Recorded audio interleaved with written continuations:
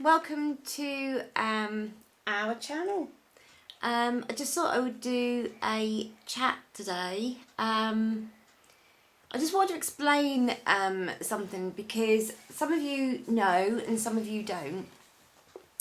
When I go on about my conditions and whatever, I was diagnosed, well actually no, I'm going to start from the very, very beginning so you've got a little bit of background about what's happened. When I was younger, I always used to suffer with pains in my legs. I used to have headaches all the time. I used to be very anxious. I had lots of ailments, lots of problems that even at school I used to have them, and they were basically put down to growing pains. As I got older, things became apparently worse. It was quite hard to deal with. I ended up going into hospital and having an MRI on my head, and I had lumbar puncture, which for those of you that don't know, it's where they put a needle into your spine and they draw fluid off from your brain. It's like cerebral fluid, and they test that fluid for any like neurological conditions and problems, etc. And both tests came back to say that I had multiple sclerosis. There was lesions on my MRI scan on the brain, like little shadows to suggest that there was this scarring, and the fluid that came back from the lumbar puncture had proteins in it that also suggested that I had MS. And at the time I would have been probably about 18, which is quite young to be diagnosed with having multiple sclerosis. My mum has got it, so we were kind of aware of some of the problems that I had, and I think had my mum not been diagnosed many years ago, probably wouldn't have even looked at it as being abnormal or having any abnormalities whatsoever. But obviously she saw things in me that pushed me to go to the doctors, and obviously consequently down the line had tests and whatever, and that was great. I was put on Robaxin and some other drugs and whatever to help, which didn't really do anything if I'm honest.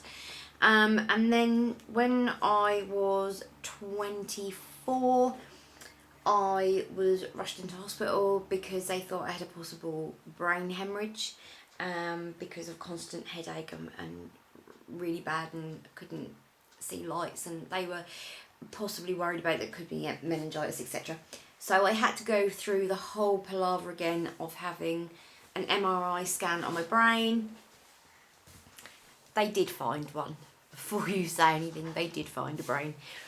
And also another lumbar puncture, which I remember being so scared because I remember it being so uncomfortable and so painful. The first time I had it, they had to sedate me to do it because I was just like a nervous wreck. I was just absolutely terrified. And they were obviously looking for blood in the fluids to see. Yes, darling. Look. Yes, lovely. Sore hand, baby. Oh, poor baby has a sore hand, so she's got a plaster on. Show what she did. She fell off in the kitchen and fall off the chair. She fell off the chair in the kitchen, did she? Yeah. Oh, poor baby. And then came out the little dot. Oh, bless her. So, anyway, the tests all came back, and the consultant came and saw me and said, look, we're a little bit concerned because we've obviously got all your notes from previous hospital visits and consultations, etc. And the lesions that are on your scan from when you're 18 don't match up with the lesions on your brain now. There are no lesions, no shadows, they're completely gone. There's nothing there.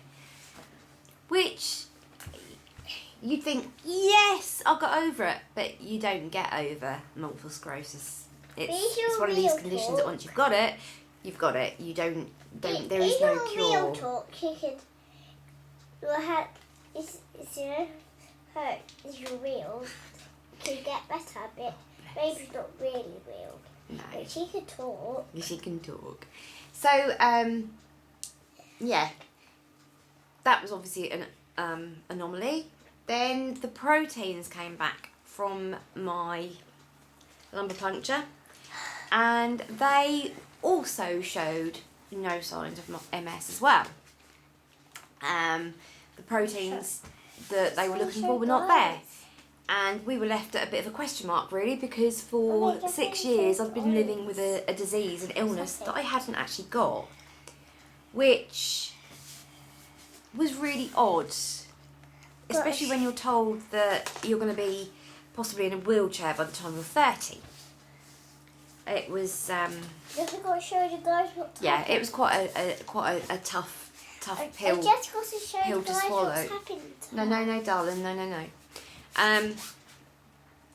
So I was then left in this limbo of like, well, there's obviously something not right, there's something wrong, but it's been taken away.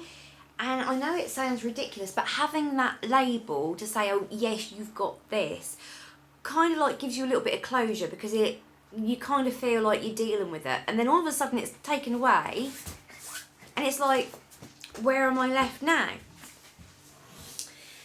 So over the years, I've been in and out of hospital with different problems and whatever. And after I had Sophia, there were some complications with me where labour was bad for a start. I couldn't dilate, but that's a different story, which I have done on here already. And through various means and various consultations, I ended up seeing another neurologist at the hospital. This was a different hospital to where I originally came from. And he went through all the tests, and I'm talking about the pins in your arms to see what you can feel, hammer on the knee to see if see what your reflexes are like. What, sweetheart? You're just going to take her temperature, are you? No, that's my one. Oh, is that your Peppa Pig one? Yeah. Oh. Okay, well, you take baby's temperature. No. So, again, I had another MRI scan. I didn't have a lumbar puncture this time, and thank goodness, because I think I would have probably passed out. I don't think I would have needed sedation. I think I would have passed out, being scared. And he sort of said to me, right, I can definitely tell you 100% you do not have multiple sclerosis, which I didn't know whether I was relieved or not at the time, because it was like, I've got all these symptoms of something. And he said to me, what I want to do, he says, I want to do a test on your body. He said, and I want you to tell me what you feel when I touch you in these specific areas. And I didn't realise, but he was actually testing my pressure points on my body. And every time he was putting pressure on these pressure points, he was making me cry out in pain, absolute agony. And I'm not saying this lightly. This was like bringing me to tears, and I walked out of there at that consultation in absolute agony, where he'd touched all these parts of my body, and it was like, it was excruciating. He then turned around and said to me, I can now give you a diagnosis of what you've got wrong with you. He says, you've got a condition called fibromyalgia. Now, I'd never ever heard of this, and I was like, WTF? What the hell is this? Never heard of it.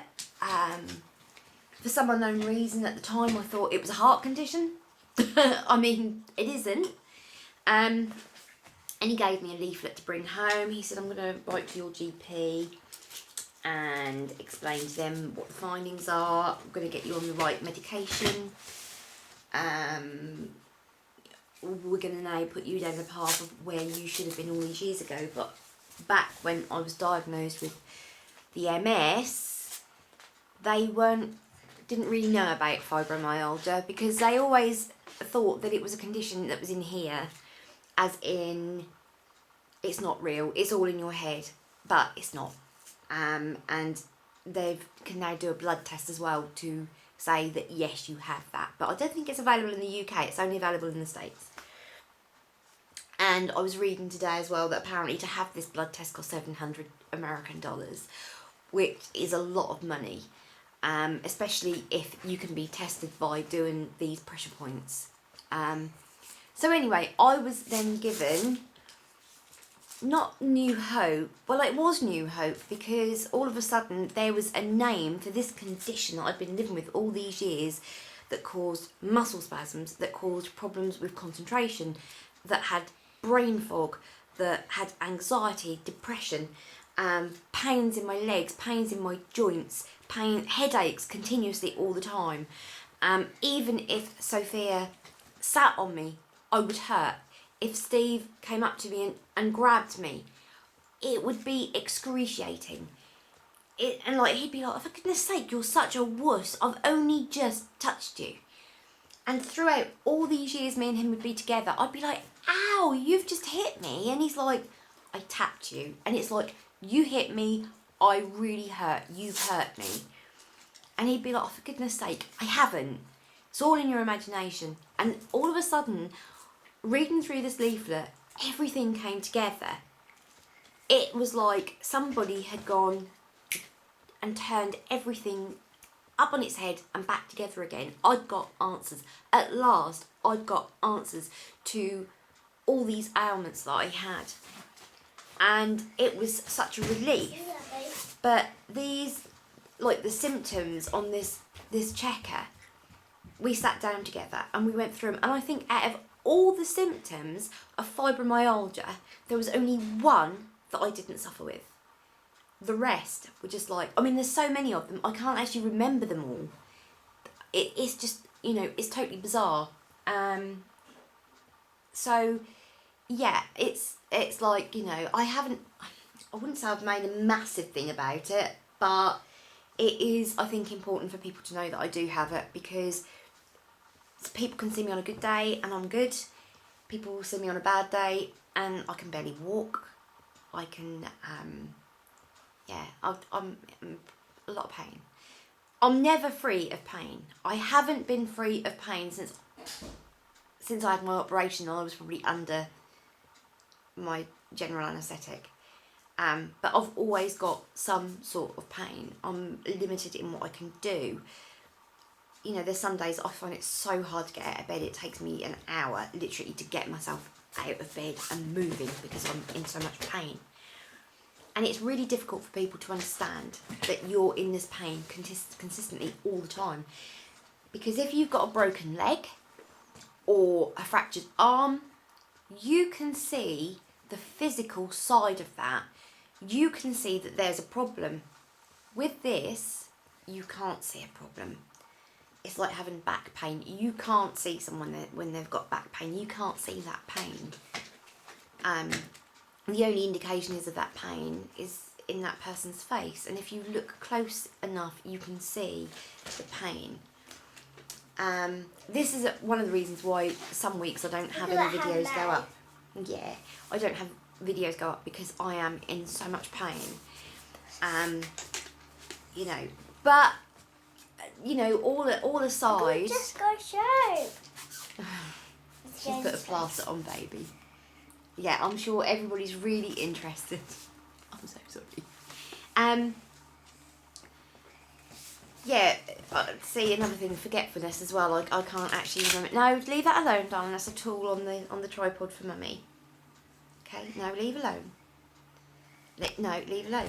Oh, leave alone, you monkey. Hey. It does get worse with stress. And it got. No, don't do that, darling. No, because you're moving the camera. It does get worse with stress. It got a lot worse when I had Sophia because we had a traumatic birth. And they've traced it back and they think it's possibly from a fractured skull that I had at the age of 5 months where I was accidentally dropped on concrete. You know, so a lot of people say, oh, she's not right in the head. No, I'm not really, because you can even feel the dent in my head where the fracture was. But no, having Sophia actually made it a lot worse. And she's a trauma to me now because she doesn't ever do as she's told. Do you? You're a stinker, aren't you? I bet you're a good stinker. I mean, it makes me think, you know, that it makes me, every time I feel the pain, it makes me more grateful for her, if that makes sense, because, you know, I've got this little poppet here that I love more than anything, and the pain that we went through to get you, oh, but you're worth it, aren't you? Oh, yeah, you're worth it. Yeah. So, yeah, and then, like, yesterday I went to the GP because things are getting bad again with my body. Aches and pains. I mean, I've got this pain in my back that I just cannot get away from, pains down my legs. So they finally decided they're going to do an MRI on the base of my spine to see if there are any complications. Because for once, and I mean this, for once, the doctors have actually said, right, we're going to have a look, do an investigation rather than try and just blame it on the fibromyalgia. Because you do have a tendency when you've got something like that, everybody, you know, it's like, oh, well, it must be the fibro. It must be the fibro. And you do get a bit frustrated. But no, I'm really, really pleased they're going to do that. And they've also given me a new medication that they're putting on pregabalin, which is really good apparently for fibro sufferers. So we're going to see how we get on with that. So, but no, I just thought I would explain because very often I go on about me having ailments and whatever, but I thought it would be only fair to share with you, you know, what really is going on with this mummy here. And yes, I've had a couple of negative comments and a couple of people giving me thumbs down on some of my videos, but do you know what? I don't care. I really do not care because it's given me the determination to carry on and do better. And at the end of the day, nobody has the right to judge anybody for being on YouTube and having a channel. Everybody has got something different to offer to everybody else. And just because you don't particularly like what that person's talking about or what their video is about, it doesn't give anybody the right to then turn around and criticise that person. We are all individuals, we are all unique, and we should all be allowed to express without harming other people, without doing anything that's unlawful. You have a right to express how you feel about things. But it's brought me together with a lot of people in a good community. There's a few of us that do talk to each other quite a bit. And you girls, you know who you are. I'm not going to keep them. Well, actually, no, I am. There's Vinny from Little Miss Style Guru. Go and check her channel out. She's great. She really is great. There's Dinah as well, who's absolutely fantastic. And whenever I send her a message on Snapchat, she always messages back. She's a really, really lovely girl. Just a stunning lady. There's also Helen X Beauty who talks to me. There's also another lady that's Ninja Nail Fairy. She's lovely as well.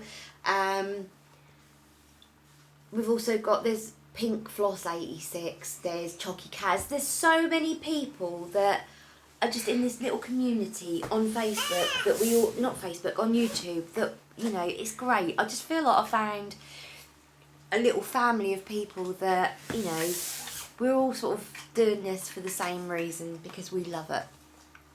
So, anyway, enough waffle. I'm going to get myself ready now because I'm going to be doing a review on the Neutrals versus Neutrals palette. So I'm now going to go away and I'm going to do a different video. So thanks ever so much for bearing with me. Thank you for listening. Thank you for watching. You don't have to give me a thumbs up. If you want to give me a thumbs down, go ahead. It, you know, that's your choice entirely. But it's not going to upset this cookie. But thank you for watching anyway. Ta-da for now.